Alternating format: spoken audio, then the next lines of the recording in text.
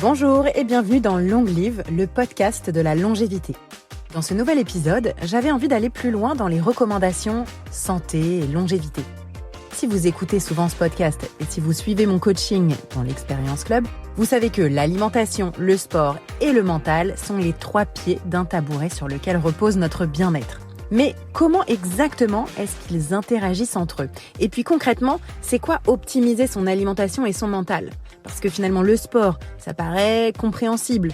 Du renfo, du cardio, y aller un peu dur, ça, on sait. Mais les messages sur l'alimentation, et notamment aussi sur la diminution du stress, sont encore très flous et souvent controversés.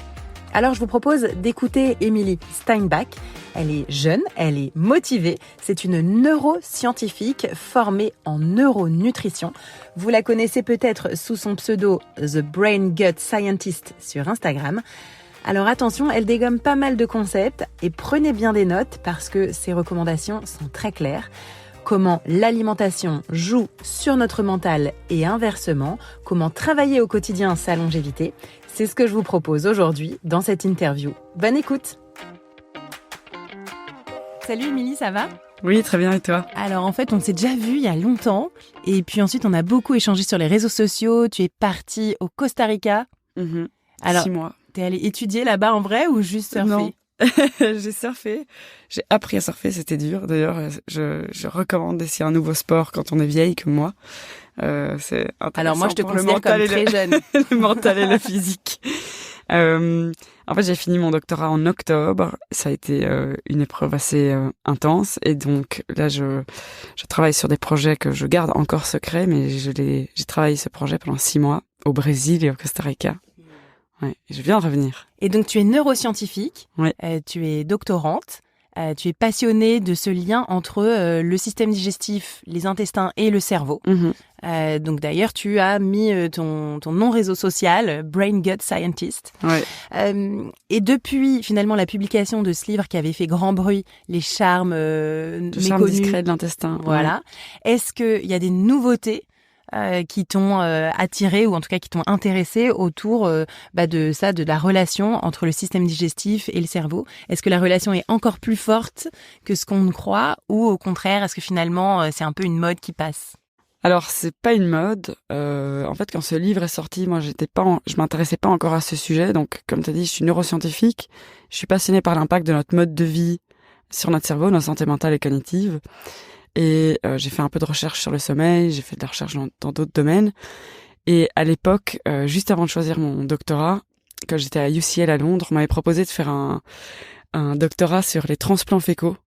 Et là, c'est la première fois que j'ai entendu parler du microbiote intestinal. On n'en parlait pas beaucoup, en fait, en neurosciences, en tout cas. Donc les transplants fécaux, pour les expliquer, transplants fécaux. On prend un peu de caca de quelqu'un de sain ouais. Et on transplante finalement, enfin on prélève juste les bactéries, non ? En fait, tu peux prendre les selles directement de quelqu'un, tu les homogénéises, tu fais comme un peu un smoothie, et tu peux les inoculer, souvent par le bas, à un individu. Un petit suppôt. Pour, restaurer des personnes utilisent parfois le terme flore intestinale, microbiote intestinal, pour restaurer donc un suppôt de caca de quelqu'un d'autre, voilà. Pour améliorer ton propre activité intestinale. Voilà. Alors ce traitement aujourd'hui, il est pas. Donc on m'avait proposé de faire une thèse sur ce sujet et pour tester l'impact de transplants fécaux pour traiter une maladie neurologique. Donc moi j'étais dégoûtée et puis je me suis dit ce chercheur il est vraiment perché. Je comprenais pas très bien, donc je me suis renseignée et j'ai vu que le transplant fécaux il est recommandé pour une seule maladie aujourd'hui. Donc c'est quand tu as une infection avec Clostridium difficile, qui est un pathogène qui te rend très malade. Donc je vais utiliser des termes crus, mais tu as la diarrhée tout le temps, par exemple, et c'est tellement douloureux et fréquent que ça impacte fortement ta qualité de vie. Presque tu ne peux plus quitter ton domicile. Et en fait, il y avait des traitements pour cette maladie, et ils ont lancé un essai clinique où ils ont comparé le traitement classique à des transplants fécaux. Ils ont dû arrêter l'essai clinique tellement les transplants fécaux en fait permettent efficaces presque instantanément.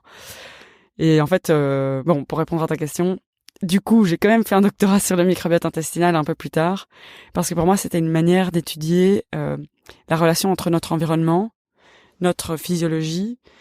Et c'était par opportunisme. Et en fait, je me suis rendu compte que oui, le microbiote intestinal est quand même un acteur clé de notre santé.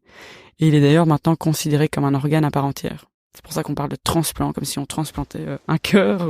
Et donc, en gros, c'est les bactéries qui peuplent nos intestins et qui nous aident à digérer. Ouais, l'ensemble des bactéries et micro-organismes, parce qu'il n'y a pas que des bactéries, mais il y a beaucoup de bactéries qui sont donc le microbiome intestinal, c'est de la bouche jusqu'au côlon.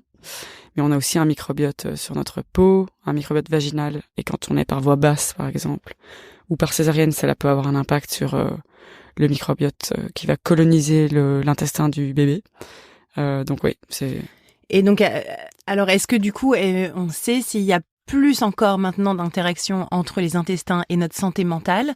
Quel est le lien? Est-ce que le lien est genre direct ou est-ce que c'est des liens plutôt indirects en fonction d'autres facteurs de notre mode de vie? Alors, il y a des liens directs et indirects. Je vais t'expliquer un peu comment ça fonctionne. Donc, des liens indirects, par exemple, donc en fait, le microbiote intestinal, il peut interagir avec nous de différentes manières. À la fois, il peut digérer certaines molécules qu'on ne peut pas digérer nous-mêmes, comme les fibres qui ne sont pas digérées et absorbées par l'hôte. Donc l'hôte, c'est nous, l'être humain. Et les bactéries, elles sont capables, à partir de l'alimentation, des fibres, mais d'autres composés aussi, de métaboliser, donc on va dire digérer ces molécules que nous, on ne digère pas toujours nous-mêmes, et à partir de l'alimentation, créer des molécules que nous, on ne peut pas extraire ni trouver dans l'alimentation. Donc on parle beaucoup des acides gras à chaîne courte, par exemple, de certaines vitamines qui sont synthétisées grâce au microbiote intestinal. Donc ces petites molécules, elles peuvent être libérées dans notre intestin, passer la barrière de l'intestin, enfin traverser la peau de l'intestin, et puis se balader dans la circulation et aller jusqu'au cerveau. Le microbiote intestinal, il peut aussi influencer la santé intestinale en influençant la perméabilité intestinale, par exemple. Dans certains cas, le microbiote peut favoriser un intestin qui est plus poreux. Et donc tu peux avoir des choses qu'on n'a pas vraiment envie d'avoir dans la circulation qui peuvent passer, comme des fragments bactériens, et qui peuvent pousser une inflammation de bas grade. Donc une inflammation systémique. J'essaye de toujours avoir des petites images mentales. Pour moi, l'inflammation, évidemment, c'est bien plus complexe que ça. Mais en un sens, on pourrait voir qu'un effet de l'inflammation bas grade ou systémique, enfin chronique de bas grade, c'est comme si tu avais des embouteillages partout dans ton organisme. Et les organes peuvent avoir plus de mal à communiquer entre eux. Et on voit ça dans les maladies comme le diabète de type 2, l'obésité. Plein de manières aussi. On a un nerf vague qui connecte l'intestin au cerveau, et donc on peut aussi avoir un effet direct en activant ce nerf vague. Donc il y a plein de manières. Donc il y a un effet direct et indirect. Et c'est pas si perché ni une mode que ça de s'intéresser au microbiote intestinal. Et du coup, quel est vraiment le lien entre l'alimentation et la santé mentale? Est-ce que c'est plutôt genre facteur de dépression ou plutôt de l'humeur? Ou est-ce que c'est vraiment des maladies plus graves? Quel est le rôle en fait? Est-ce que c'est des petits détails ou est-ce que c'est vraiment de la maladie quoi? L'alimentation a un réel impact sur la santé mentale et cognitive. Et on n'en parle pas, on parle souvent... En fait, pour moi, un problème, c'est qu'en nutrition et en neurosciences, beaucoup d'approches sont extrêmement réductionnistes. On s'intéresse qu'à un organe à part entière, on oublie comme le cerveau, qui fonctionne en fait avec des molécules qu'on retrouve dans l'alimentation. J'aime donner cet exemple que la sérotonine, donc qui est un neurotransmetteur impliqué dans l'humeur, qui est fondamental dans l'humeur. Et d'ailleurs, les personnes qui souffrent de dépression souvent ont des dérèglements du circuit sérotoninergique. Et pour soigner une dépression, on peut donner des antidépresseurs qui vont moduler le circuit sérotoninergique. Eh bien, pour donner un exemple, ce neurotransmetteur, la sérotonine, il est synthétisé à partir d'un acide aminé, le tryptophane, qu'on retrouve que dans l'alimentation.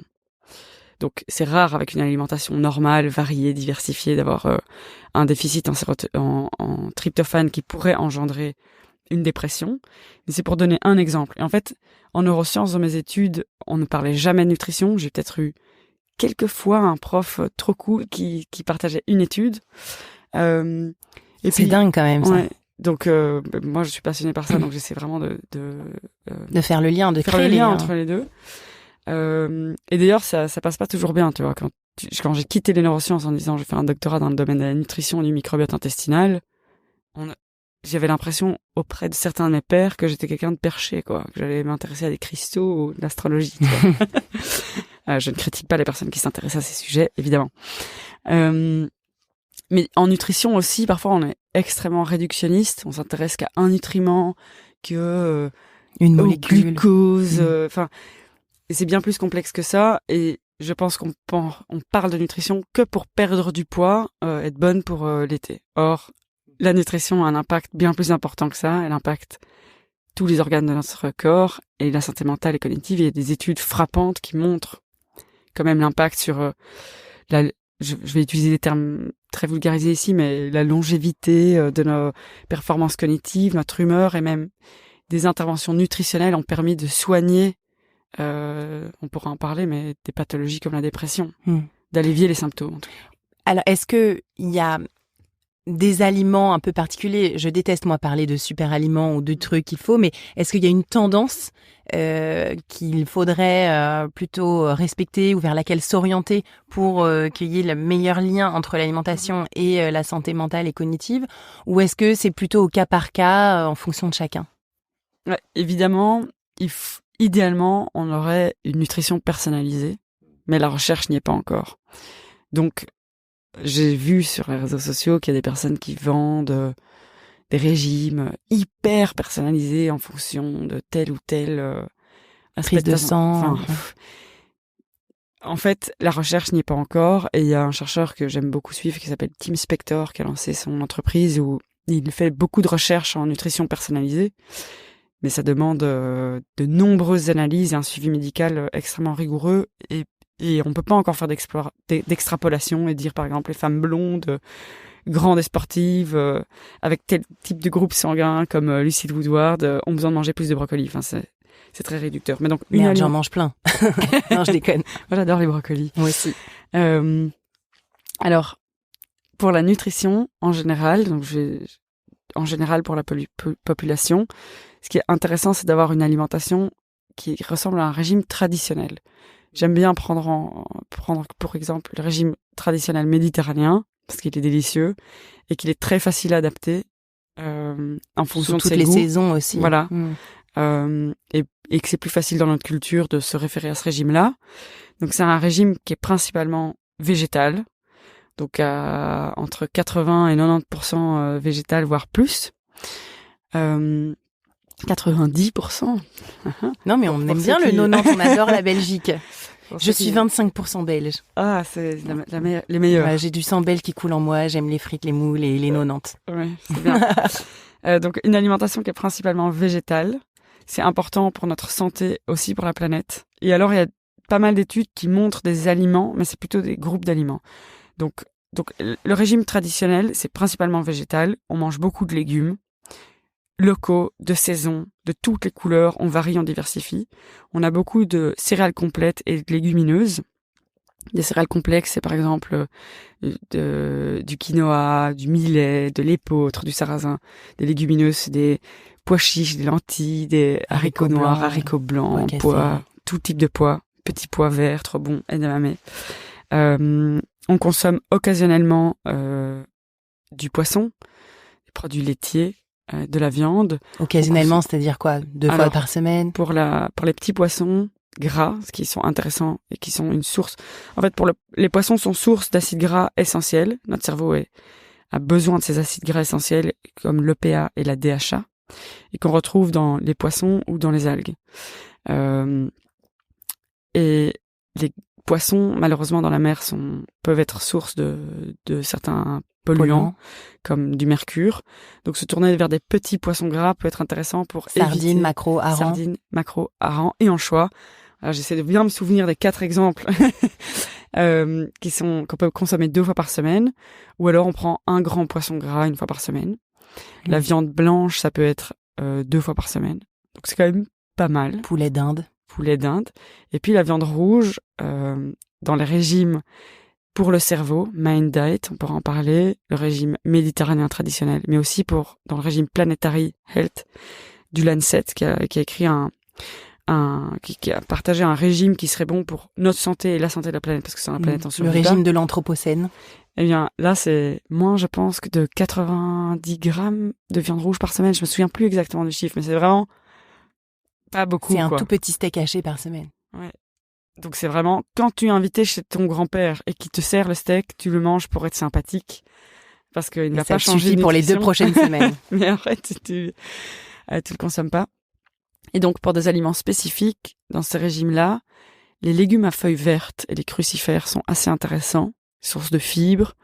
Dans les fruits, c'est 1-2 fruits par jour et c'est plutôt les fruits rouges qui sont intéressants pour la santé.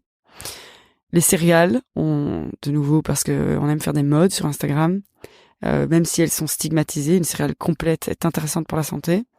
Et le régime Mind Diet recommande 3 portions de céréales par jour, donc c'est beaucoup. Les légumineuses. Et puis par contre, les aliments ultra transformés ne doivent pas faire partie d'une alimentation. Moi, évidemment, je n'aime pas être stigmatisante ou une culpabilisatrice. Ça m'arrive parfois de défoncer un paquet de chips, surtout en hiver. Mais voilà, ça doit être avec grande modération, ce type d'aliments-là. Les bonbons, les chips, tout ça. Alors juste pour rappel, les crucifères, c'est tout ce qui va être brocoli, chou-fleur romanesco, mais aussi chou rouge, chou blanc, voilà, toute la famille des choux, choux frisés. Voilà. Et ensuite, tout ce qui est céréales, donc c'est pain, pâtes complètes et idéalement varier les féculents. Donc, comme tu disais, crozet, millet, sarrasin, épeautre. Exactement. Et pour les céréales complètes, essayez de vous tourner vers les moins raffinés possibles. Donc, essayez d'en découvrir des nouvelles chaque semaine. Par exemple, faire un risotto d'épeautre. Je parle même pas de pâtes et de pain qui sont des aliments un peu plus transformés, mais vraiment de découvrir des céréales entières. Donc là, moi, j'ai une question, c'est-à-dire que l'alimentation méditerranéenne, elle paraît ultra simple. Après, je pense que beaucoup de gens se sont énormément éloignés. Comment est-ce qu'on peut se rendre compte, peut-être dans notre santé mentale ou dans notre quotidien, qu'on ne mange pas de la bonne façon? Je veux dire, parce que parfois, finalement, on se dit « Oh, ça, c'est quand même bien, j'ai mangé des pâtes à la sauce tomate ce soir. » Donc voilà. Comment est-ce qu'on peut se rendre compte que notre alimentation n'est pas forcément optimale d'un point de vue symptôme, finalement? Est-ce que c'est possible? Il n'y a pas vraiment de réponse à cette question. C'est trop complexe. On peut pas se dire, par exemple, je sais pas, si on se réveille le matin fatigué, c'est parce qu'on a mal mangé, ce genre de choses. Je pense que avec le sommeil, on se rend compte directement. Voilà, j'ai passé une mauvaise nuit, je crève le dalle, j'ai des compulsions alimentaires, je suis irritable, je pleure. On se dit bon, une bonne nuit et tout ira mieux, tu vois. Pour l'alimentation, il y a certaines personnes qui peuvent, comme j'ai eu très tôt dans mon enfance, avoir des intuitions ou vraiment des envies et comme des révélations par rapport à leur alimentation. Le problème, je pense que c'est la plupart des gens ne font pas le lien entre ce qu'ils mangent et leur santé mentale. Ils pensent plutôt au poids. Et parfois, on attend des années et des années et des années pour se rendre compte. Et parfois, on ne se rend pas compte. Donc, il y a des personnes dans une maison de retraite, 10 000 personnes qui ont été suivies pendant 10 ans. Et ils ont étudié le lien entre leur alimentation et le déclin cognitif. Et donc les chercheurs ont établi des associations entre les aliments consommés, que j'ai cités plus tôt, et le déclin cognitif. Et ils ont montré que chez ces 10 000 personnes, il y avait une association assez forte avec certains types d'aliments et le déclin cognitif. Et donc ils ont établi un score qui s'appelle le score Mind Diet. C'est pas Mind pour l'esprit, c'est Mediterranean Intervention, blablabla. Je vais pas rentrer dans les détails. DASH, c'est aussi un autre régime dont on parle beaucoup en sciences. Ils ont montré que chez les personnes qui adhéraient le mieux au régime Mind, il y avait une réduction de 53% de risque de développer la maladie d'Alzheimer. Mais tu t'imagines ça? Parce qu'en fait, je veux dire, en termes de longévité, finalement, l'apparence physique, la forme, c'est rien par rapport à perdre la boule. Ouais. Enfin, je veux dire, ça, c'est quand même la plus grosse angoisse de la prise d'âge, c'est de perdre la mémoire, d'être Alzheimer ou d'autres maladies neurodégénératives. Donc, il y a vraiment un lien de 50%. 53% de réduction du risque de la maladie d'Alzheimer, c'est vraiment avec le régime méditerranéen. Oui, c'est une alternative du régime méditerranéen. En fait, le problème du régime méditerranéen, c'est qu'il y a plusieurs scores et que pour certaines personnes, c'est trop flexible. Donc le régime Mind te donne vraiment des grilles d'aliments. Donc c'est encore plus strict. T'as vraiment guillemets. 10 aliments qui sont cités, 10 classes d'aliments qui sont cités, 5 qui sont très fortement associés à une meilleure santé cognitive et 5 qui sont associés à un déclin cognitif. Alors lesquels sont associés au déclin cognitif? On veut tout de suite le savoir. Regarde, David est déjà en train de prendre des notes. Vas-y, les aliments. Les 10 aliments. Les 10 aliments négatifs. Ah, négatifs. Qui vont favoriser finalement peut-être le déclin cognitif. Ouais. Alors, on peut les classer dans cet ordre. Je vous les classe pas dans l'ordre du pire, mais ils sont tous Voilà, dans le même sac. Voilà. Donc la viande rouge et la viande transformée. OK. Les aliments frits ou les fast-food. Okay. Tout ce qui est pâtisserie et choses sucrées. Il y a l'alcool qui ne doit pas être supérieur à 1 verre par jour. Et là, le problème, c'est que c'est des associations. Et dans les études d'association avec l'alcool, souvent on dit que l'alcool est intéressant pour de nombreux aspects de la santé, mais il y a énormément de biais. En fait, il y a une grosse étude qui est sortie et qui a refait des analyses sur les grosses cohortes où on a tiré ses conclusions sur l'alcool. En fait, souvent, ils comparaient donc des abstinents à des personnes qui picolent un peu ou beaucoup. Sauf que ils n'ont pas pris en compte que dans les abstinents, il y avait des anciens alcooliques. Et surtout dans les abstinents, souvent, il y a des personnes qui viennent d'un milieu socio-économique beaucoup plus défavorisé. Donc en fait, on compare des choses incomparables. Il y a des énormes biais. Et surtout, dans les abstinents, il y a beaucoup de personnes qui sont malades. Donc en fait, si tu compares des personnes malades ou qui étaient alcooliques ou qui vivent dans des conditions difficiles versus des personnes qui sortent, qui ont plein de copains et qui ont de quoi s'offrir un verre de vin rouge. Il y a des biais comparatifs. Voilà, enfin, c'est problématique. Donc en gros, on est sur viande rouge, viande ultra transformée, les aliments frits, les pâtisseries, l'alcool et le dernier. C'est bizarre, mais c'est le beurre et la margarine. En fait, je pense que c'est plutôt pour les graisses la saturées. classe des graisses saturées, voilà. Et donc ça, c'était moins d'1 cuillère à soupe par jour. Et donc en fait, ils ont donné des quantités. Je peux te les partager. Donc c'est 3 portions ou plus par jour de grains entiers. Ça, c'est des grains non transformés. Hein. Donc c'est par exemple les aliments favorables. Ouais, steel cut oats, quinoa, sarrasin, ce genre de choses. Ou alors un pain, mais qui est vraiment avec une farine intégrale, T150, et dedans tu retrouves bio, et dedans tu retrouves des grains entiers. Okay. C'est pas spécialement tes pâtes ou ton riz blanc. Okay. 1 portion ou plus par jour de légumes. Tout type de légumes. C'est pas beaucoup, 1 portion. 6 portions ou plus par semaine de légumes à feuilles vertes. Okay. Après, 5 portions ou plus par semaine de noix. 4 repas ou plus par semaine de légumineuses.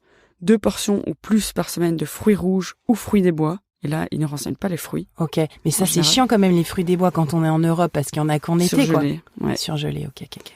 Ouais. C'est une étude sur 10 ans d'association, mais des alternatives sont le café, qui est source de polyphénol qu'on va retrouver dans ce type mais pas plus de 1 ou 2 par jour, sinon 1 ou 2 par jour, pas après 11 heures.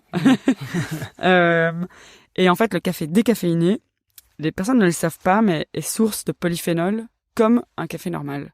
Ah ok, parce qu'il y avait beaucoup de contradictions avec le café décaféiné, comme quoi c'est chimique le processus d'enlèvement de la caféine. Ouais, et en fait une étude est sortie à nouveau récemment, plutôt favorable, et qui a comparé, je pense que les processus, il faut aller dans un bon shop et acheter un café de qualité, équitable, bio, et ton café décaféiné sera qualitatif. Voilà. Donc utilisation principale de l'huile d'olive comme matière grasse, et franchement on peut y aller. La volaille, dinde ou poulet non frit, c'est 1 à 2 fois par semaine. Le poisson non frit, pas sous forme de bâtonnet pané. La volaille, 1 ou 2 fois par semaine, c'est quand même très peu. Parce que finalement, beaucoup de gens ont un peu compris que la viande rouge, jambon, c'était pas forcément ultra favorable.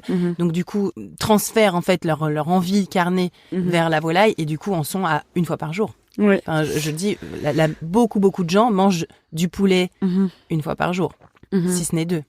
Il y a aussi cette mode un peu en ce moment de protéines.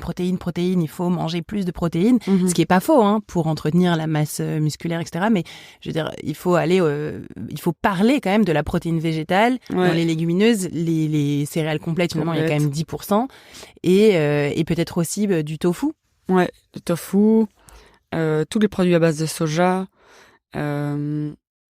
Les champignons, en fait, je pense qu'on va en parler de plus en plus. C'est pas un végétal, c'est pas non plus une viande. C'est un champignon. C'est un champignon, exactement. Et justement, je voulais proposer peut-être pour les personnes qui essayent d'arrêter de consommer autant de viande, il y a certains aliments comme les champignons. T'achètes un gros champignon portobello, tu le coupes, tu le fais revenir à la poêle. Franchement, ça a la texture d'une viande. Ça a un goût un peu carné. Ils sont difficiles à trouver aussi, quand même. Les portobello en France, on les trouve pas forcément. En Belgique, il faut venir vivre en Belgique. Dans les supermarchés, on a beaucoup plus d'aliments. C'est vrai? Ouais, c'est une des choses qui m'a frappée en France. Le manque de choix? Le manque de choix. Je sais pas. Par exemple, moi, j'aime cuisiner. Je me fais des bowls souvent à midi. Et j'aime mettre plein d'herbes fraîches, de la menthe, du coriandre, de la nette. Franchement, c'est impossible à trouver, quoi. En France, si, mais bon, c'est quand même beaucoup sous vide. Ouais. Et je trouve que souvent, les légumes dans les supermarchés, ils ont l'air faux. T'as quoi? Vous mangez des haricots verts. Franchement, c'est pas bon. Oh, j'adore les haricots verts. Non, on peut pas dire ça. Ah non. Alors là, non. Les haricots verts, c'est en fait, je trouve que c'est pas bon parce que, en fait, je suis tombée du amoureuse Kenya, d'un Français. J'étais déjà passionnée par la nutrition, neurosciences, et j'ai commencé à découvrir le fromage en fin de repas. Moi, je comprends pas. Quand je mange à ma faim, et après, on me sert encore du fromage. Qui est bon.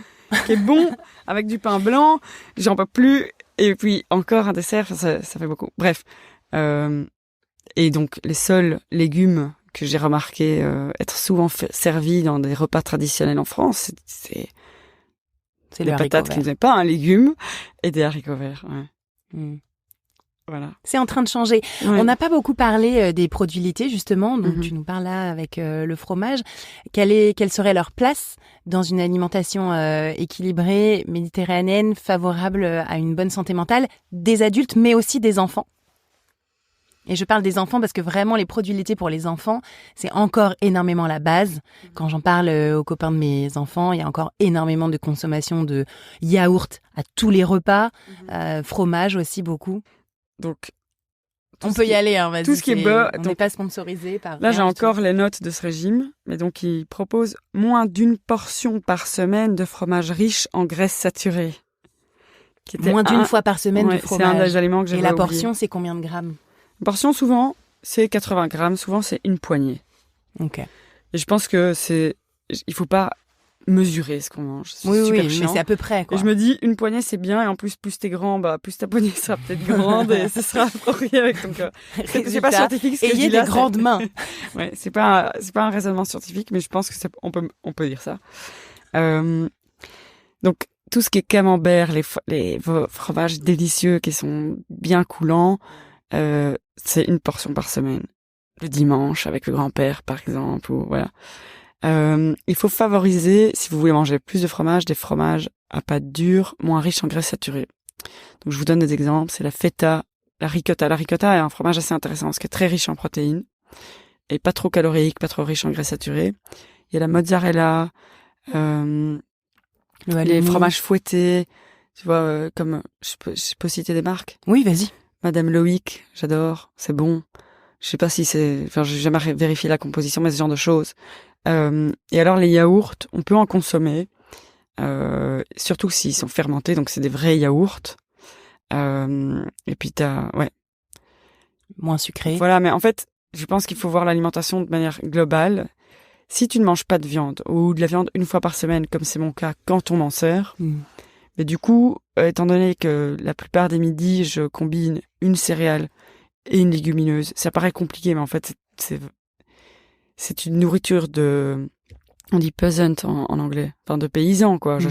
Si j'ai pas le temps, j'achète des paquets déjà préparés ou des conserves, je les rince, je les mets dans un bol, j'assaisonne, c'est trop bon, je coupe quelques légumes et mon repas est prêt, quoi. Oui, de l'assemblage. Voilà. Et comme j'ai une alimentation qui est à 90% végétale, si le midi j'ai envie d'ajouter un peu de feta, un peu de mozzarella, ou un petit yaourt c'est assez intéressant. Par contre, si à chaque repas tu manges de la viande, voire de la viande rouge, qu'en plus tu prends un produit laitier et que tu manges du beurre en grande quantité et que tu finis tes repas par un plateau de fromage, c'est too much. Ouais. Il y a aussi des modes que je vois je reprends un peu le fil de mes questions, notamment en ce moment sur le glucose, le sucre. Alors bien sûr, le sucre, c'est à éviter. D'ailleurs, on n'en parle même pas dans l'alimentation méditerranéenne. Enfin voilà, c'est pas vraiment censé exister finalement. Mais en fait, c'est devenu presque une lubie, ou en tout cas, voilà, un effet, une vague des capteurs de glucose, des shoots de vinaigre avant les repas, des même nouveaux compléments alimentaires anti-pic de sucre qu'on a vu aussi passer ça et là sur les réseaux sociaux par une scientifique qu'on aime beaucoup toutes les deux. Est-ce que le glucose est le nouvel ennemi ou est-ce que finalement c'est un peu une nouvelle mode qui va faner dans quelques années? Toute mode en nutrition, dans la plupart des cas, en tout cas, est pour moi le plus souvent un argument de vente.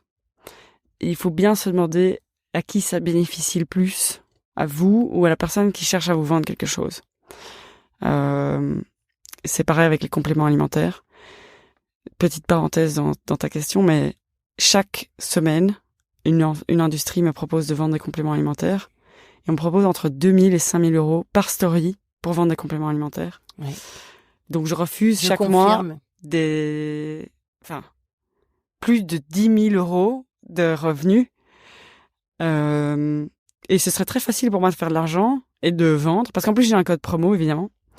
Je confirme, je suis aussi sollicitée très très régulièrement. Il faut faire vraiment attention quand vous regardez une nouvelle tendance, un nouveau complément alimentaire, ce nouveau genre de choses. Si cette personne a vraiment votre santé, c'est son intention première ou son portefeuille, quoi. Et en plus, on pourra en parler aussi, mais les compléments alimentaires, en plus de ruiner votre portefeuille, peuvent ruiner votre santé. Pas tous, mais certains. Bref, pour le sucre, je trouve que c'est une aberration, c'est une nouvelle mode qui est complètement débile. Comme j'ai dit, en nutrition, il y a une approche extrêmement réductionniste, et je trouve que se focaliser sur quelques aliments négatifs ou positifs, c'est trop réductionniste. Dans l'alimentation, je pense que la chose principale à regarder, c'est le degré de transformation. Et c'est ça le réel combat pour notre planète, pour notre santé, pour notre microbiote intestinal. Plus un aliment est transformé, plus, par exemple, il peut impacter ta glycémie. Avec une alimentation traditionnelle, il n'y a pas vraiment de risque. Une alimentation saine, variée, diversifiée, il n'y a pas de risque. Alors ces pics de glucose, en vrai, c'est un peu du bullshit. Non mais c'est bien, il faut le dire. D'abord, une personne normale, comme moi, qui a un métabolisme glucidique sain et qui bénéficie d'une belle hormone qui s'appelle l'insuline pour gérer les pics de glucose. Donc j'ai travaillé pendant 4 ans dans un laboratoire spécialisé dans l'étude de l'obésité et du diabète de type 2. Donc j'ai mis beaucoup de capteurs sur mon bras et j'étais très déçue. Ma glycémie, en fait, elle est stable, je veux dire. Alors que même les seules choses qui ont fait un réel pic et puis une rechute, donc visuellement ça ressemblait à un pic, mais ça ne dépassait pas un chiffre qui serait inquiétant pour ma santé, ni en haut ni en bas. Donc ni en haut du pic ni en bas. C'était une bière prise à jeun dans un Thalys en rentrant à Bruxelles. Je m'apprêtais à aller à une soirée. Et un énorme plat avec plein de vermicelle de riz, boboon. Parce que donc ça, c'est un aliment qui est quand même très transformé. Le riz est déjà source de glucides, mais comme on retire toutes les fibres, il n'y a déjà pas beaucoup de fibres dans le riz, et qu'on en crée une espèce de pâte, de riz, ça peut créer ce type de choses-là. Et c'était vraiment un boboon avec quasi 0 légumes. Donc, voilà, mes amis maintenant qui se mettent des capteurs de glucose, ils m'envoient et me disent, je pense qu'il y a un problème, mais ça bouge pas beaucoup. Bah oui, ça bouge pas beaucoup parce que tu t'alimentes correctement, que tu es en forme, et tu es un être humain parfait de santé, quoi. Et même si tu avais souvent des pics et des rechutes, ce n'est pas la première cause du diabète de type 2. C'est en prenant du poids et en ayant des dérégulations métaboliques que tu peux favoriser l'apparition de diabète de type 2. Donc, toi qui cours beaucoup, qui a une alimentation saine, disons que tous les jours, à 10h du matin à jeun, tu te mangerais un petit bol de riz blanc et que tu ferais ça toute ta vie, disons. Mais pire qu'un bol de riz blanc, je sais pas. Des bonbons. Un grand verre de jus d'orange à jeun et que tu manges rien 2 heures après et qu'on voit bien le pic, ce ne serait pas suffisant pour favoriser l'apparition d'un diabète de type 2. Je trouve que c'est vraiment stigmatiser l'alimentation et avoir un combat qui en fait, insignifiant par rapport à d'autres combats qu'on peut mener quant à l'alimentation. Et d'ailleurs, on pourrait peut-être parler du poids, parce que tu parles souvent du fait que les gens veulent manger mieux seulement pour perdre du poids. Mais en réalité, moi, plus je lis, plus je me rends compte que la santé mentale a un effet sur le poids énorme. Et l'inverse aussi. Et l'inverse. Ouais. Comment est-ce qu'on peut en parler de façon plus vulgarisée? Est-ce qu'encore une fois, c'est au cas par cas, à cause de traumas ou de choses qu'on a vécues dans sa vie? Ou est-ce que finalement, l'alimentation qu'on a, qui joue sur notre santé cognitive, joue ensuite sur notre poids? Mm-hmm. Et un peu les deux? C'est les deux. En fait, une autre raison pour laquelle j'ai choisi mon sujet de thèse, c'est parce que donc c'était l'étude du microbiote duodénogéjunal. Un microbiote fascinant, très peu étudié. J'étais une des pionnières dans l'obésité humaine. Et en fait, l'obésité est une maladie très, très, très complexe et multifactorielle qui va bien au-delà d'un simple déséquilibre de la balance énergétique avec je mange trop et je bouge pas assez. Il y a des facteurs psychologiques, évidemment, et on voit d'ailleurs des patients qui disent je mange pour combler un vide. Est-ce que c'est que l'obésité ou est-ce que ça peut être juste le surpoids? Surpoids et obésité, c'est complexe et multifactoriel, oui. Les deux. Et puis en fait, je pense que en sciences, en médecine, on catégorise, on met les gens dans des cases pour pouvoir dire. En fait, ça permet de, par exemple, dire quand tu as un surpoids au-dessus de 25, quand tu as un IMC entre 25 et 30, alors il faut faire tel type d'intervention. Nutrition, activité physique. Quand tu dépasses 30, tu peux avoir accès à certains médicaments qui peuvent permettre de perdre du poids. Quand tu dépasses 35 et que tu as beaucoup de comorbidités, on peut envisager une chirurgie de l'obésité où on coupe un segment de l'intestin. Et puis, et c'est sur ces patients-là que j'ai étudié le microbiote duodénogéjunal. Ou alors, si t'as pas de comorbidité, à 40, hop, t'as le droit d'avoir accès à la chirurgie bariatrique en France. Mais bon, c'est un continuum. Donc, surpoids et obésité, c'est multifactoriel. T'as la nutrition, t'as aussi l'environnement, l'exposition à des polluants, l'exposition à certains aliments qui peuvent favoriser l'inflammation de bas grade. Et l'inflammation de bas grade peut créer des changements métaboliques chez nous et favoriser la prise de poids, l'envie de manger. Et, par exemple, les émulsifiants, il y a des études qui montrent assez bien le rôle sur le microbiote intestinal qui impacte notre santé. Enfin bref. Et en fait, le poids, il faut essayer de le maintenir dans une certaine fourchette. Donc, idéalement, un IMC qui est en dessous de 25, mais idéalement encore moins. Il faut surtout s'intéresser aussi à sa masse musculaire. La masse musculaire est vraiment capitale pour notre santé. À partir de 30 ans, elle fait que dégrader, donc il faut l'entretenir. Faire de la musculation. Use it or lose it, ouais. Faire de la vraie musculation, des vraies séances classiques de renforcement musculaire, avec des répétitions avec charge jusqu'à l'épuisement, 2 fois par semaine, qui recrute tous les muscles du corps. Mais donc, par rapport à l'obésité, évidemment, les personnes en surpoids sont stigmatisées, ça peut influencer la santé mentale, mais il y a aussi un effet sur les fonctions cognitives, le sommeil. Quand on est en situation de surpoids, on a beaucoup plus de risques d'avoir des troubles du sommeil.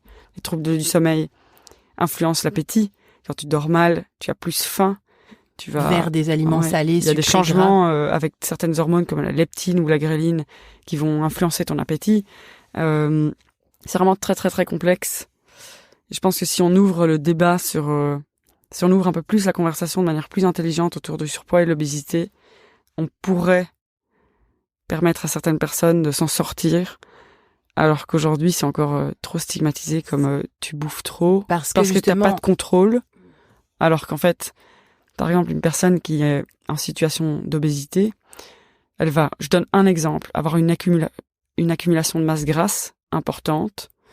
Le tissu adipeux, en fait, c'est un organe à part entière qui synthétise des hormones, notamment la leptine, qui est une hormone qui favorise la satiété.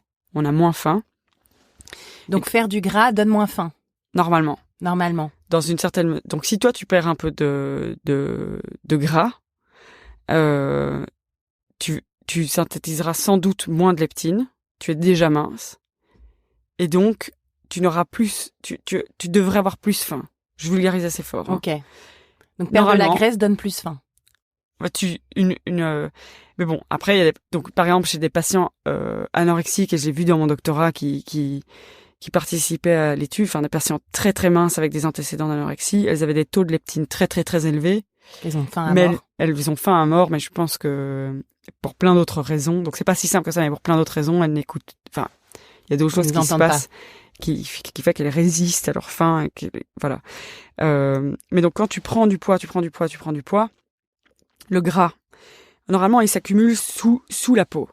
Le gras sous-cutané est plutôt sain pour la santé. Et les femmes, on va avoir beaucoup de gras autour des poignées d'amour, dans les cuisses, dans les fesses, un peu dans le bas du ventre. C'est le gras gynoïde, qui est beau, qui est sain, qui libère des hormones intéressantes pour nous, notamment des œstrogènes, et qui sont plutôt protecteurs pour notre santé. Le problème, c'est quand tu as saturé ce gras sous-cutané, et les hommes le saturent beaucoup plus vite que nous parce qu'ils ont moins de capacité à stocker du gras. Tu vois, par exemple, mes chevilles, elles sont grasses alors que tu vois, j'ai du gras. Un homme, si tu regardes les chevilles de ton mec, c'est la peau, quoi. Eux, ils ont tendance à stocker plus du gras autour des viscères, dans le ventre, autour du cœur, dans le foie.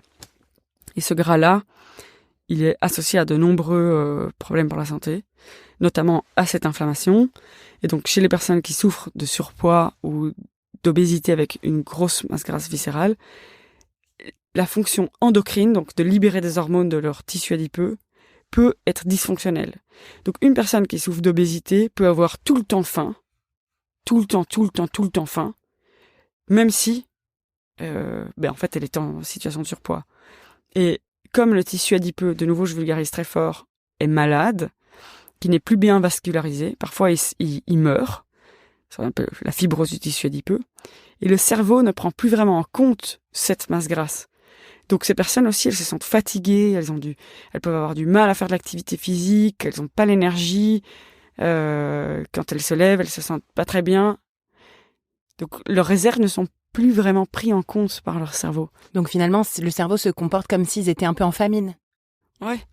Donc il faut économiser l'énergie, on est fatigué, on il faut manger plus. On mange, et puis bon, il y a beaucoup de cercles vicieux. Je vulgarise très fort, mais c'est juste pour dire que l'obésité est vraiment une maladie très très très très complexe et qu'il faut beaucoup plus de recherche pour... en 2030, la moitié de la population souffrira d'obésité. Donc c'est un IMC au-dessus de 30. Population mondiale. Mondiale, ouais. Ouais. C'est choquant. Enfin, c'est choquant et en même temps, et ça montre que tout ce qu'on a fait c'est pas la faute du sucre. Ne marche pas. Ouais, c'est pas la faute juste du sucre. C'est pas la faute du sucre, c'est pas la faute des régimes, c'est finalement le vinaigre ne soignera rien. Voilà, c'est vraiment un problème sociétal complexe. Et ce genre de nouvelles modes détourne l'attention de conversations bien plus importantes. Et c'est ça qui m'énerve. Et décrédibilise les scientifiques. Les conversations type sociétal, qu'est-ce qu'il faut qu'on mette en place au travail pour les personnes plus âgées, pour les enfants, l'alimentation santé qui n'est pas du tout assez mise en avant, qui est trop difficile à obtenir. Je veux dire, tu vas dans n'importe quelle brasserie, restaurant, même cantine, pour manger sainement, c'est-à-dire pour éviter le poulet, la viande rouge, la bonne vieille dinde de saumon, c'est impossible de manger sainement. Dans ce cas-là, tu te retrouves avec une salade avec rien dedans, 3 maïs et 2 bouts de concombre. Je suis désolée, ce n'est pas assez, c'est pas nourrissant. Et en fait, c'est très compliqué, même culturellement, de trouver ce qu'il faut manger. Ou alors, c'est vraiment un petit resto que tu connais bien par-ci par-là, mais qui est saturé. Et c'est encore pas assez vu. Et je vois, par exemple, dans mes enfants à la cantine, alors on a quand même énormément de chance en France d'avoir des cantines, parce que je compare avec l'Angleterre, l'Irlande, des pays que je connais bien, ou l'Allemagne, où les enfants n'ont pas du tout ça. C'est des sandwichs faits par maman, ou alors même carrément en Domino's Pizza directement dans les écoles. Donc oui, je ne rigole pas. Aux États-Unis, c'est ça. Mais malgré tout, dans la cantine, mes enfants, c'est toujours la viande, un petit peu de légumes, et encore, généralement, ils sont pas bons, et un dessert ou du fromage. Et, par exemple, tu partages souvent des stories. Je suis fan de Lucille Woodward depuis très longtemps. Mais moi, je suis fan d'Emily Steinbeck, donc c'est très bien. Ce sont mes 2 fans interposés. Tu partages souvent des stories où tu prends les escaliers, par exemple. Mais je préférais que on s'intéresse plus à créer des nudges partout, en mettant dans le métro, sortez une station plus tôt, marchez, je sais, ce genre de choses.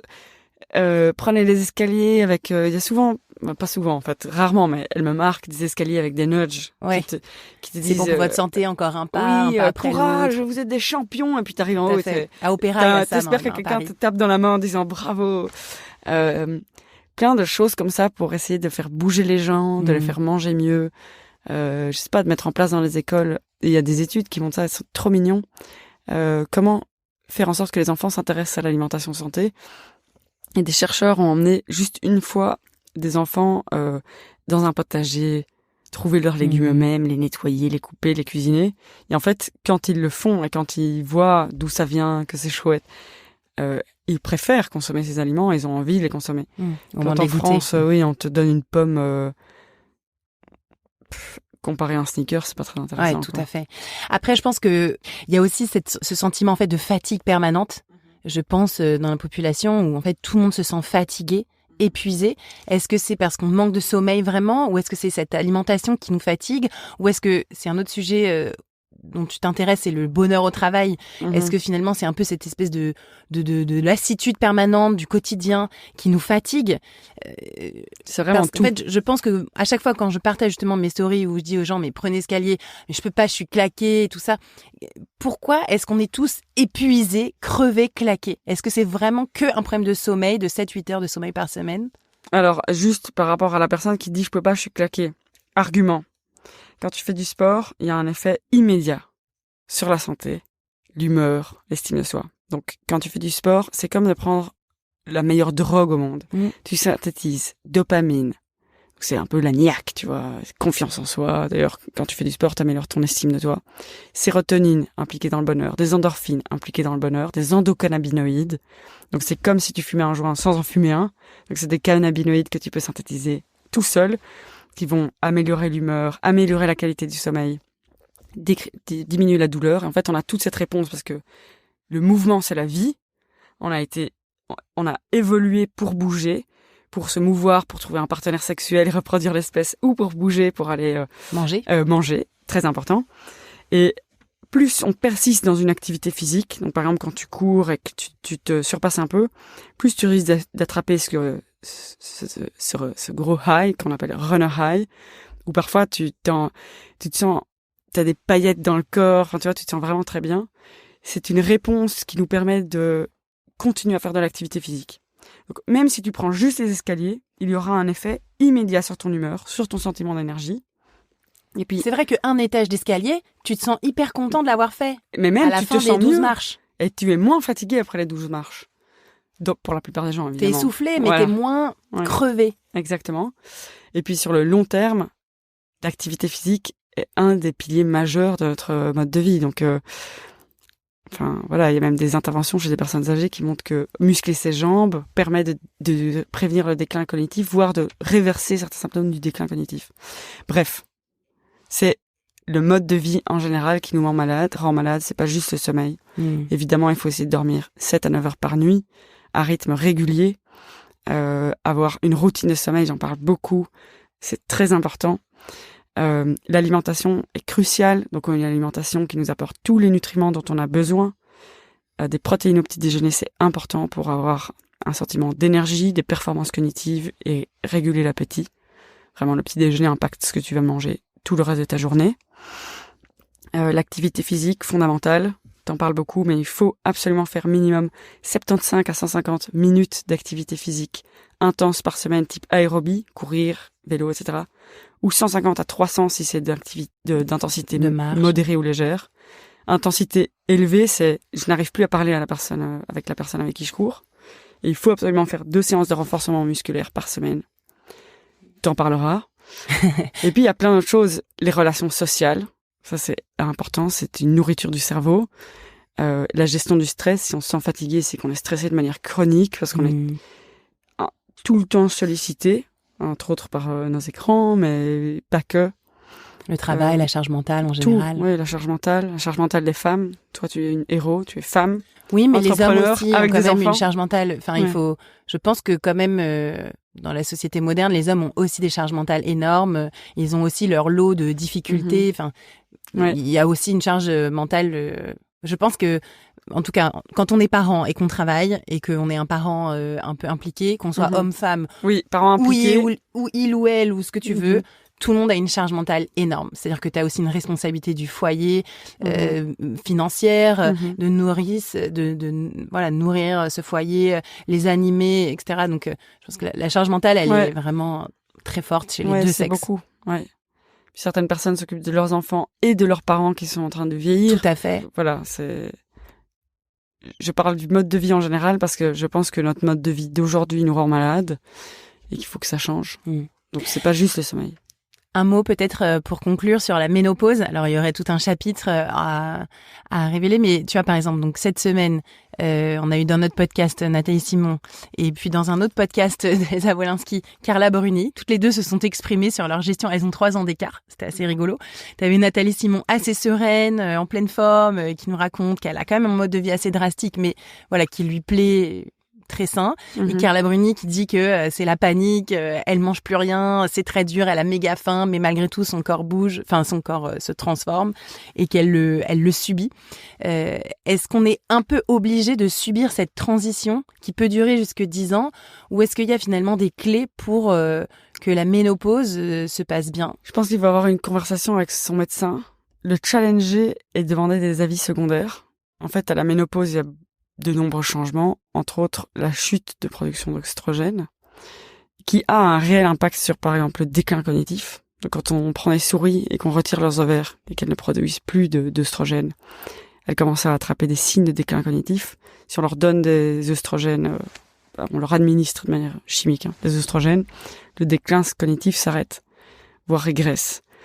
Donc, je ne dis pas là que quand on devient ménopausé, on attrape des problèmes cognitifs, mais il faut... Non, mais la maladie d'Alzheimer concerne beaucoup plus les femmes que les hommes. Il faut, en fait, aller voir son médecin et étudier les bénéfices-risques de chaque traitement proposé, comme la thérapie de remplacement hormonal.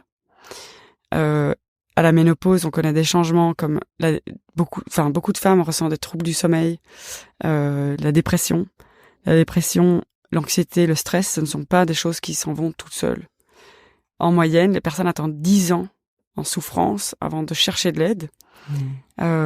Et c'est pas un trait de caractère, c'est pas une faiblesse de souffrir de dépression ou d'anxiété. C'est une réelle maladie qui se prend en charge et de manière très sérieuse. Donc j'invite les personnes à parler de leur médecin, par exemple de différents types d'approches pour soigner ces troubles. Il faut savoir que la dépression aussi est associée au déclin cognitif, mais aussi qu'une dépression peut mimer une démence. Donc on connaît une démence qui s'appelle... Enfin, c'est pas une démence, on parle de pseudo-démence. J'ai découvert ça quand je travaillais en neuropsychologie. Donc je faisais beaucoup de tests pour voir de quelle démence mes patients souffraient, des patients âgés, si c'était Alzheimer, si c'était démence à cœur de Lewy, des démences fascinantes. Et en fait, j'ai découvert la pseudo-démence. En fait, c'est des patients qui sont dépressifs et qui ont tous les symptômes d'une démence. Ils oublient les choses, ils n'arrivent plus à se souvenir, à écouter une conversation, tout est too much. En fait, ils n'arrivent plus à retrouver les mots, les prénoms de leurs enfants. Et donc, on pense qu'ils souffrent de démence, mais en fait, c'est une dépression qui mime les symptômes d'une démence. Donc, voilà, ce n'est pas obligé de subir la ménopause. Je pense qu'il y a beaucoup de traitements. Je pense qu'on n'en parle pas. D'ailleurs, dans mes études, on ne m'en a jamais parlé. Dans aucune... Alors, j'ai quand même étudié 12 ans, donc... ça a été aussi tellement mauvaise presse, c'est-à-dire tout de suite, on a incriminé ces traitements en favorisant le cancer du sein. Donc voilà, tout de suite, ça a été un peu banni, beaucoup de peur. Il faut étudier les bénéfices-risques. Si une femme a énormément de risques, de facteurs de risque de cancer du sein, peut-être que cette thérapie n'est pas la bonne. Quels sont les autres? Par contre, si une femme souffre de bouffées de chaleur tellement fortes qu'elle ne dort plus, le sommeil est étroitement lié à la santé mentale, développe des symptômes dépressifs importants, ce type de traitement peut être intéressant. Et aussi, à la ménopause, on connaît des changements métaboliques qui sont extrêmement sévères. Et en fait, les femmes, souvent, je généralise, avant la ménopause, sont protégées par la production d'œstrogène de nombreuses maladies, notamment cardiovasculaires ou métaboliques. Et quand la production d'œstrogène s'arrête, elles peuvent avoir de nombreux facteurs de risque qui apparaissent. Augmentation du cholestérol LDL, par exemple, de la pression artérielle. Et on a parlé de la masse grasse qui se stocke joliment. Et j'espère que toutes les femmes qui écoutent ceci peuvent visualiser le gras de leurs cuisses et de leurs fesses et de leurs poignées d'amour comme un organe merveilleux pour leur santé, protecteur. On va travailler sur ça, on va se faire des mantras. Mais après, avec l'arrêt de la production d'oestrogène, le gras est redistribué et donc les femmes vont avoir une morphologie qui peut changer avec une accumulation de masse grasse autour des viscères et donc augmenter de nombreux facteurs de risque pour la santé physique et mentale et cognitive. Donc, le mot de la fin peut-être, c'est si vous écoutez ce podcast et vous prenez pas soin de vous, surtout si vous êtes à la cinquantaine et vous débutez la ménopause, vous êtes à la moitié de votre vie et ce que vous allez mettre en place aujourd'hui peut vous permettre d'avoir une deuxième partie de vie pleine de vitalité, de bonheur, d'indépendance, de mouvements indépendants qui vous procurent du plaisir, de joie, plein de souvenirs. Et changer de mode de vie aujourd'hui va influencer le reste de votre vie. Donc peut-être commencer avec un domaine du mode de vie, que ce soit l'alimentation, le sommeil ou l'activité physique ou la gestion du stress. Et d'ici quelques années, quand vous aurez réussi à mettre en place de nouvelles habitudes, attaquez-vous au suivant. Voyez ça comme un challenge, comme le meilleur cadeau que vous pouvez vous faire à vous-même. Et je vous souhaite d'être heureux. Wow, j'adore, c'est trop beau. Et toi, finalement, avec les conférences, les newsletters, tes liens avec tes followers que tu as assez serrés, finalement, à ton avis, quel est l'avenir de la longévité? Est-ce qu'il va y avoir une longévité à 2 vitesses où finalement les populations peut-être un peu plus favorisées pourront faire du sport, bien manger, faire gaffe, et une autre partie qui va être un peu laissée pour compte? Est-ce que c'est pas aussi... Alors moi, je suis pas du tout pour la théorie du complot, mais... Est-ce que c'est pas finalement un bon pan du business d'avoir une population qui souffre, qui consomme énormément de soins et qui est éloignée finalement d'une longévité en pleine forme où on n'a besoin de rien, juste un peu de légumes et de pois chiches qui coûtent 2 balles. Voilà, c'est un peu ma question. Encore une fois, je suis pas du tout dans la théorie du complot, mais est-ce que vraiment il y a une volonté globale de faire changer ça? Moi, Toi, t'es beaucoup plus jeune que moi. J'ai passé 12 ans dans des laboratoires isolés avec beaucoup de connaissances que je ne mettais en place que pour moi-même. Et maintenant que je me mets à m'intéresser à des mises en place, par exemple, de notre gouvernement pour améliorer la santé, que je suis en lien avec la population, je me rends compte que on est vraiment laissé pour compte. Je sais pas si ça se dit, mais par exemple, ça va pas assez vite. Quelles sont les démarches qu'on met en place pour favoriser une alimentation saine? J'en vois très peu et les quelques que je vois sont assez bidons. J'ai vu qu'en Angleterre, il y avait un comité de chercheurs qui avait écrit un grand document pour demander des taxes sur les aliments ultra transformés. Et ce document, en fait, était accepté et en last minute, il a été refusé. Je me rappelle très bien. Moi, dans mes rêves, je sais peut-être pas... ici, c'est peut-être pas démocratique, ce que je veux dire, mais les aliments ultra transformés sont vendus dans des magasins spéciaux, comme quand tu achètes des cigarettes. Je parle pas de pâte blanche, hein. Je parle de chips comme des Doritos, de bonbons multicolores. Tout ça, ce sont des aliments qui devraient être interdits dans les écoles. Donc, ni en vente, ni permis. Je pense qu'il faudrait avoir des cours à l'école. D'ailleurs, je le dis et je le répète souvent. Donc, je dis à tout le monde, si une école me demande de venir pour faire une intervention mode de vie, cerveau, je le fais gratuitement. Seulement 2 écoles m'ont demandé de le faire. Je serais ravie d'en faire plus, mais je ne vois pas beaucoup de démarches qui nous permettent d'aller mieux. Par contre, je vois beaucoup de soutien, de acclamation, je sais pas, mais pour des entrepreneurs qui lancent des solutions bidons, vraiment, qui nous décrédibilisent. Des compléments alimentaires complètement bidons, sucrés, qui font plus 8% de croissance par an. Ouais, c'est aberrant, les compléments alimentaires. Il y en a quelques-uns qui, pour moi, il y en a environ 4 ou peut-être 5 qui peuvent être justifiés dans des situations très spécifiques. Mais la plupart des compléments alimentaires présentent de réels risques. D'ailleurs, c'est marrant, j'ai regardé une analyse qui a été faite en 2012 sur les produits accessibles sur le marché, visant la perte de poids. Je pense que tu dois avoir beaucoup de femmes qui s'intéressent à ça dans ta communauté. Et ils ont montré que ceux qui sont disponibles en ligne, donc sur Internet, pour beaucoup contiennent des substances qui sont soit pas testées chez l'homme, soit interdites de mise en vente sur le marché, ou des substances qui sont connues comme cancérogènes ou qui peuvent favoriser l'apparition de troubles cardiovasculaires. Donc voilà, attention, la plupart des compléments que vous trouvez en ligne, même si ils participent à une belle économie, en fait, ne participent pas à l'économie de votre santé. Restons simples. Ouais. Merci beaucoup, Émilie. On pourrait discuter encore pendant des heures, mais il va falloir qu'on te libère. Donc, merci infiniment pour tes propos. Donc, on peut te retrouver sur ton Instagram, sur ton site, ta newsletter également, et un livre en préparation. Vas-y. Ouais, donc Instagram, The Brain Gut Scientist, comme The, THE, qui pose problème pour les Français. Mais pas pour les Belges. Brain comme cerveau, gut comme intestin et scientist comme scientifique. Mon site internet, c'est feedyourbrain.io. Je donne beaucoup de conférences en entreprise pour permettre aux collaborateurs d'améliorer leur mode de vie. Et puis, si vous me retrouvez quelque part, vous trouverez ma newsletter et tout ça. Et j'espère que mon livre sortira bientôt. Normalement en janvier 2025. Et ce sera un premier livre pour vous expliquer comment nourrir votre cerveau pour être joyeux, plein de vitalité, préserver vos fonctions cognitives tout au long de la vie et aussi votre santé métabolique. Donc la gestion du poids tout au long de la vie. Eh ben, on te souhaite le meilleur et une super continuation. Merci beaucoup, Émilie. Merci pour tout ce que tu fais.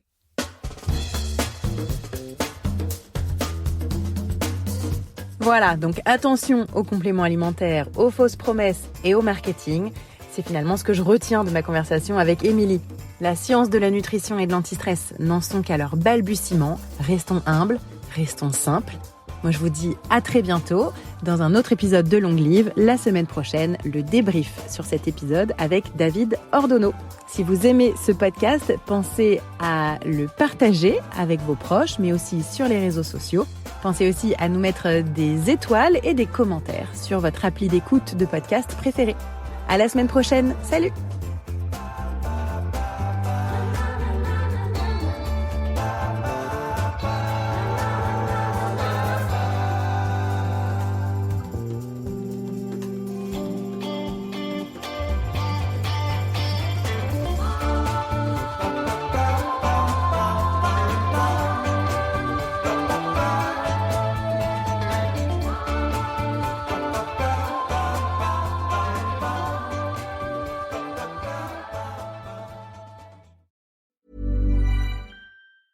In Ireland, we know a thing or two about doing things the right way.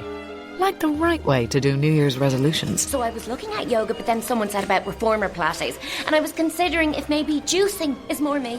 You know, a little cold. But not all of us are recycling the right way just yet. Putting cans and bottles in your mixed recycling bin isn't as good as returning. When they're kept separate, more can be recycled again and again. But then I thought, start small. So I'm returning. This year's resolution? Return it right.